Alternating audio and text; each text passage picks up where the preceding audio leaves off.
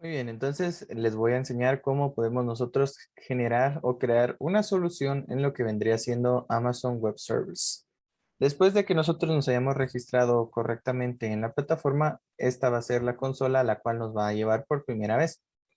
Vamos a tener dos formas de poder implementar una solución, ya sea aquí donde dice crear una solución, si clicamos podemos ver las diferentes soluciones que podemos crear, o cliquear acá donde dice servicios y vamos a ver todas las opciones ya verdaderamente que podemos nosotros crear. En este caso, para el siguiente video, vamos a crear una solución en una máquina virtual o vamos a crear una máquina virtual. Entonces, clicamos en S2, que es para crear nuestra instancia. Algo muy importante que debemos de tener en cuenta es el lugar donde estamos nosotros conectados actualmente. Yo estoy conectado en Estados Unidos, al este de Ohio.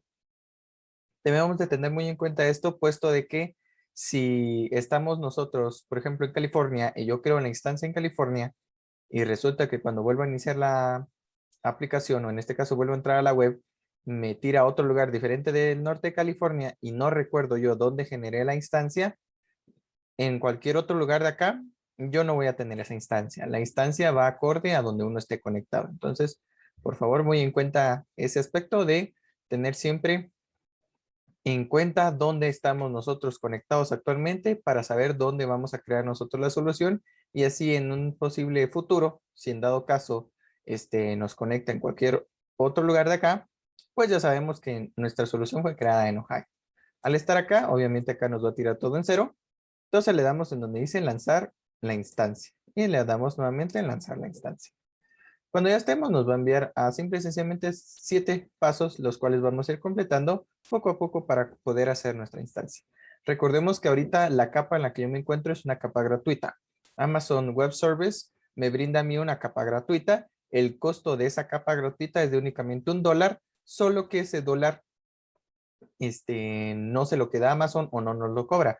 Sí, vemos reflejado el cobro en nuestro estado de cuenta, pero después de un tiempo Amazon vuelve a depositarnos ese dólar que ellos han tomado. ¿Por qué lo toman?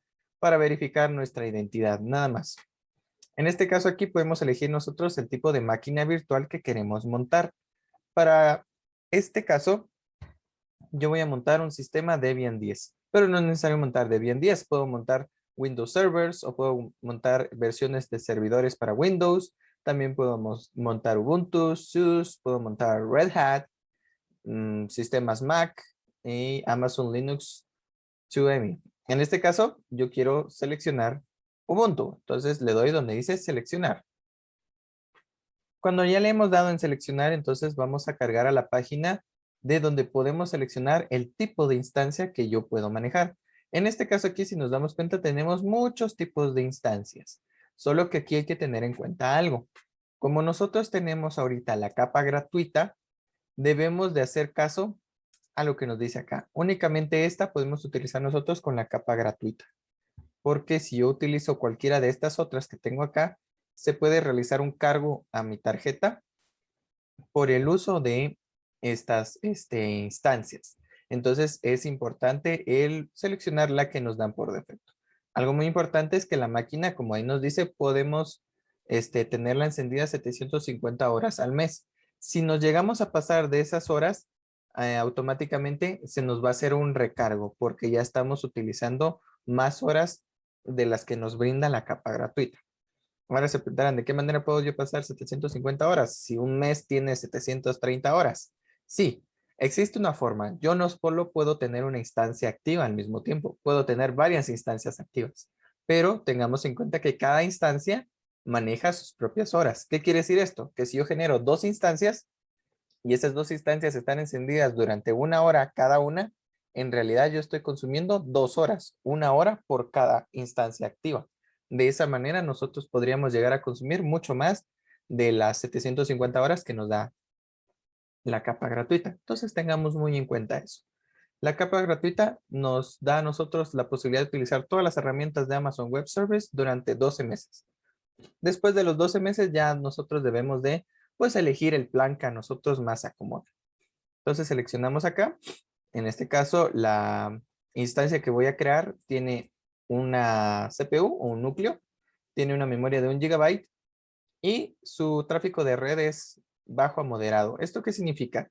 Que si nosotros vamos a utilizar el servidor para poder realizar muchos tráficos, hacer muchas peticiones para el mismo y la misma se recarga, por ser un tipo de red bajo a moderado, la respuesta del servidor puede que llegue a demorarse al estar recibiendo él demasiadas peticiones. Entonces, para efectos de prueba y de práctica, pues esta es una buena opción. Si queremos nosotros ya aplicar un sistema que va a requerir demasiado tráfico, pues seleccionar alguna de estas. Obviamente teniendo en cuenta que estas no pertenecen a la capa gratuita. Seleccionamos configuración y aquí ya configuramos lo que vendría siendo nuestra instancia. Colocamos el número de la instancia, o en este caso el nombre.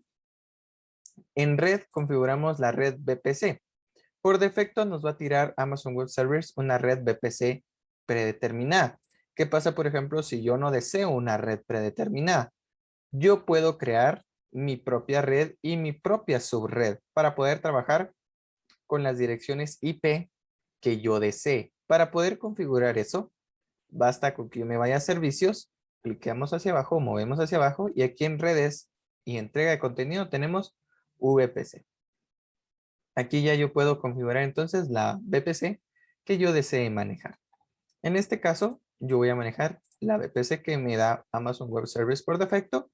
Y como una subred, tenemos siempre 3 subredes con esta. Yo también, si yo genero mi propia VPC, puedo generar mis propias subredes. En este caso, voy a elegir la red sub 2.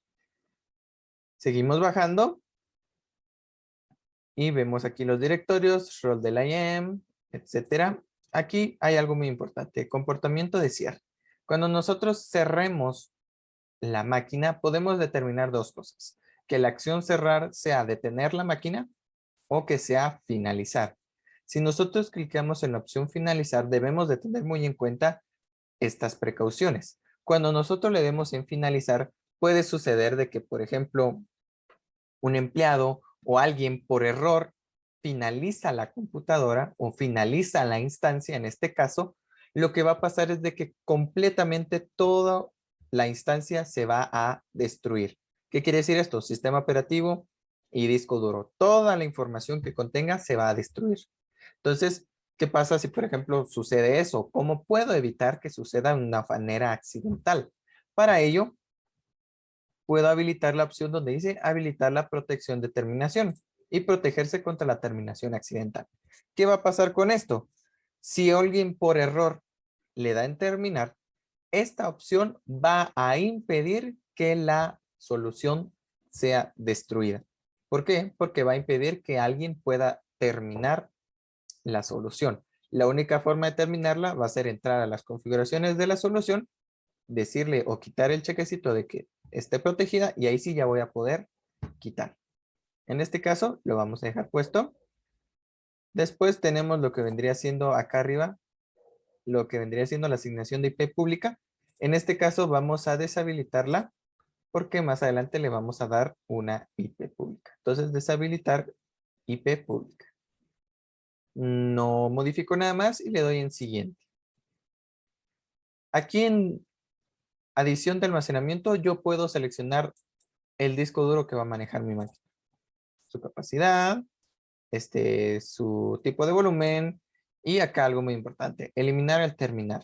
Lo mismo, si tenemos cliqueado el chequecito, cuando la máquina sea terminada completamente, o sea destruida, la información del disco también va a ser destruida.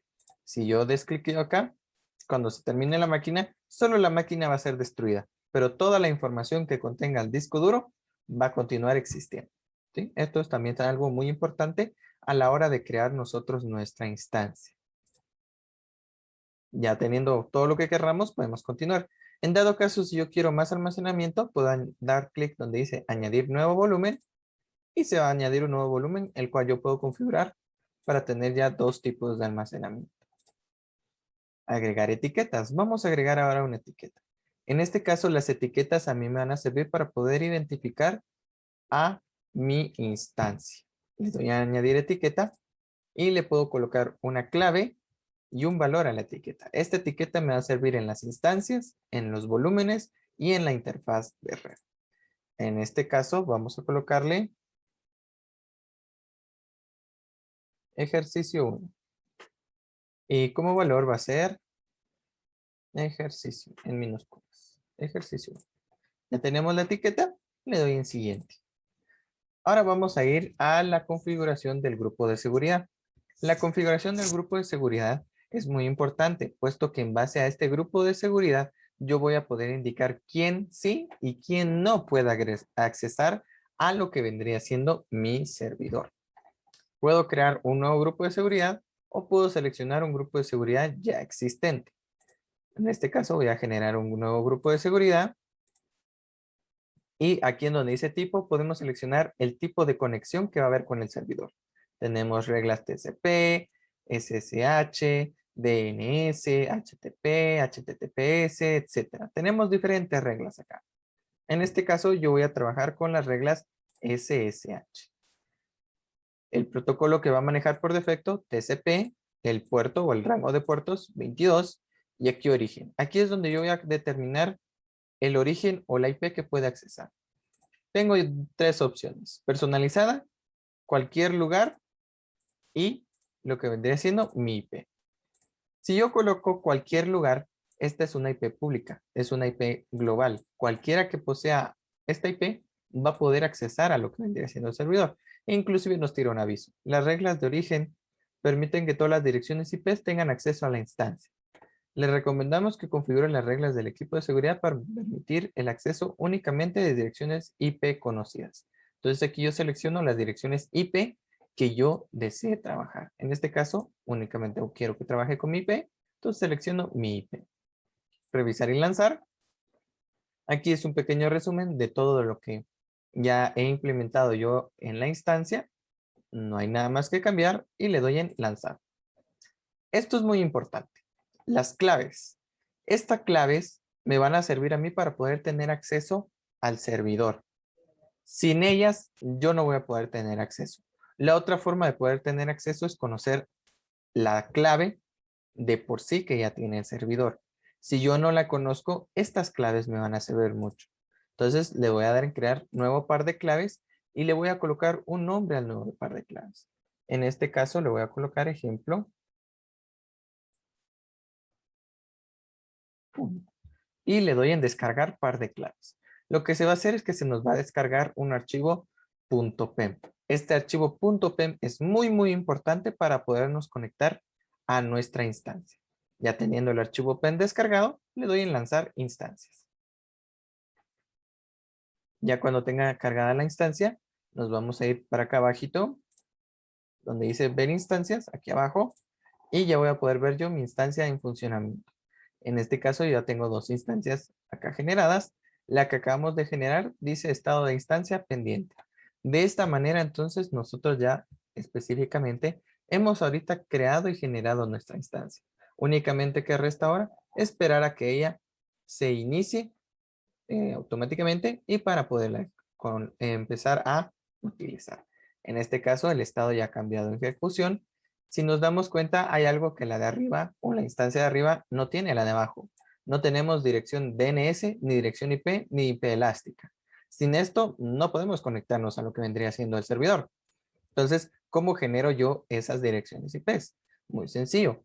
En el menú del lado izquierdo, yo me voy a ir a donde dice direcciones IP elásticas.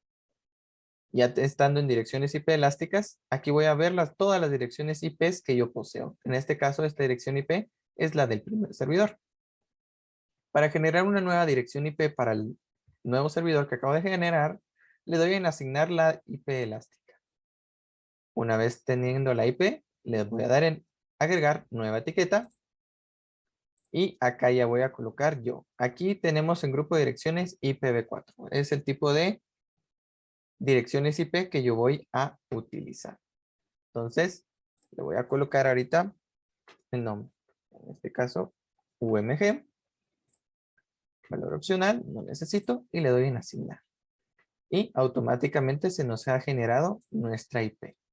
Ahora, ¿cómo le doy yo esta IP a la instancia? Muy sencillo. Selecciono la IP, tal y como está acá. Me voy a acciones y le doy en asociar la dirección IP elástica. Después de haberle dado en asociar la dirección IP elástica, aquí está. La dirección IP elástica, ¿cuál es? ¿A quién se la voy a dar?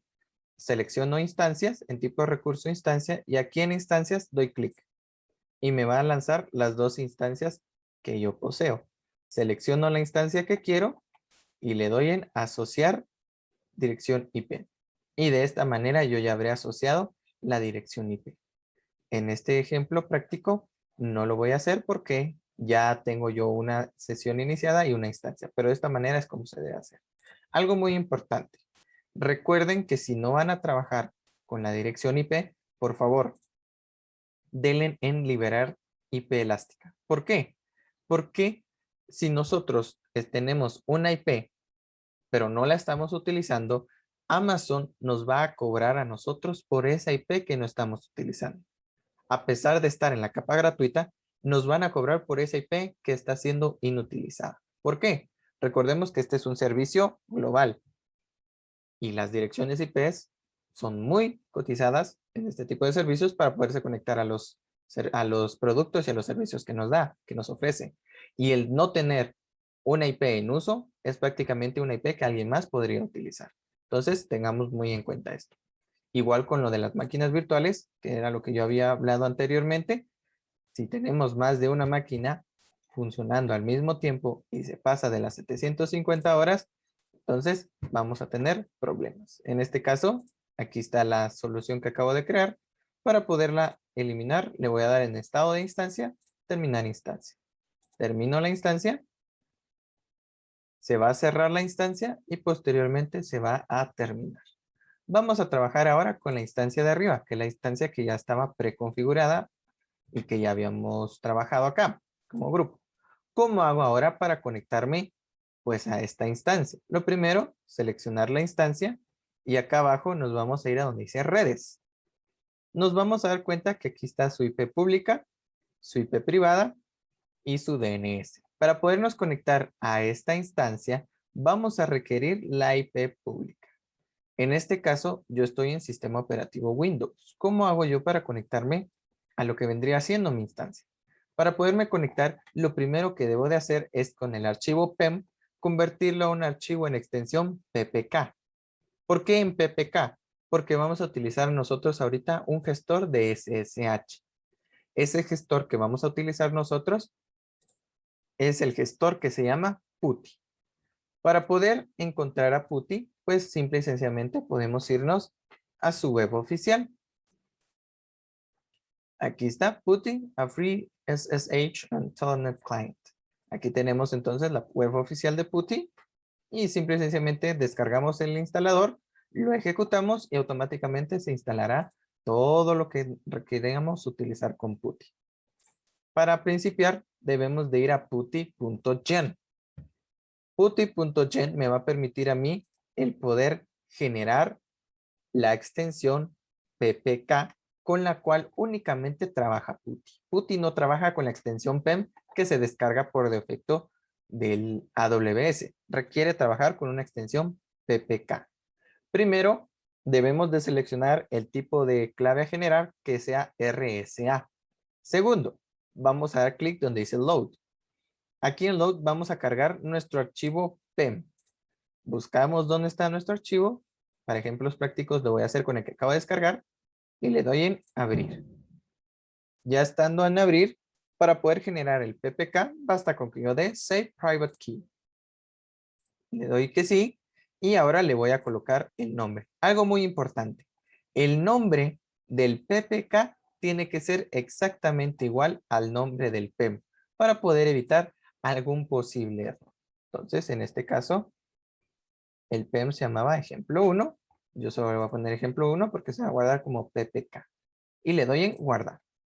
Con eso ya hemos creado el PPK. Solo para esto nos sirve el PuTTY.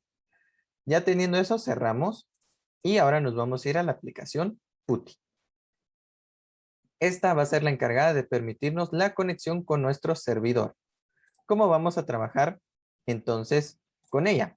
Muy sencillo. Primero, ingresar el hostname o la dirección IP. ¿Qué dirección IP? La dirección IP de nuestro servidor, o en este caso de nuestra solución. Entonces, copiamos la dirección IP pública y la pegamos. Puerto 22 por defecto. Para poder evitar ingresar los mismos datos una y otra vez, basta con que yo aquí en Save Session le coloque el nombre de cómo yo quiero que se guarde. En este caso, la que pertenece a esta instancia es la que está aquí seleccionada. Le voy a dar en cargar y vemos, está en la IP. Para poder seleccionar el PPK, que es el que me va a permitir a mí poderme conectar con el servicio, nos vamos a ir a Connection, SSH, abrimos o desplegamos y en Out yo voy a seleccionar la clave .ppk. Si nos damos cuenta, aquí ya está la clave PPK. Ya teniendo la clave PPK colocada, basta con que yo dé en Open. Algo muy importante, tener en Connection Type SSH, puesto que nuestra conexión va a ser a través de un cliente SSH. Damos en Open, se nos va a abrir esta consola y aquí dice Login As. Vamos a loguearnos como, en este caso, administrador o admin y automáticamente, como vemos, ya ha cargado nuestra interfaz. Si nos damos cuenta, acá está diciendo que ya estamos en lo que vendría siendo un servidor de Debian GNU Linux. De esta manera nosotros podemos entrar a lo que vendría siendo nuestro servidor. Si queremos ver qué es lo que tiene nuestro servidor o las carpetas de nuestro servidor, podemos hacerlo de la siguiente manera. Vamos a teclear el siguiente directorio, cd var. Listamos y aquí estarían entonces las carpetas pertenecientes a nuestro servidor. De esa manera nos podemos conectar a través del cliente SSH. ¿Qué pasa, por ejemplo, si yo quiero también tener aquí mismo en este servidor un cliente FTP? Quiero trabajar con un FTP. Muy sencillo. Para trabajar con FTP, utilizamos FileZilla. Abrimos FileZilla y nos vamos a las opciones de abrir gestor de sitios. Agregamos un nuevo sitio. En este caso ya tengo agregado el sitio del servidor y vamos a configurar las opciones para ingresar con él. En protocolo lo vamos a cambiar a SFTP o en este caso SH File Transfer Protocol. En servidor nuevamente vamos a colocar la dirección IP pública de nuestro servidor, la misma que yo tengo acá. Puerto lo vamos a dejar vacío puesto que el que va a permitirnos conectarnos va a ser acá. En modo de acceso, en lugar de anónimo o normal, vamos a colocar archivo de claves. Colocamos el usuario que se va a conectar y nuevamente jalamos el archivo. Solo que ahora jalamos el archivo con extensión P. Cuando ya tengamos todo configurado tal y como lo tenemos nosotros acá, le vamos a dar en conectar.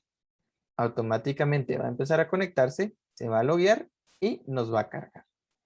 Si nos damos cuenta, aquí estamos dentro del servidor. ¿Cómo puedo comprobar si verdaderamente estoy donde tengo que estar? Muy sencillo. Nos vamos otra vez aquí a PuTTY. Voy a regresar.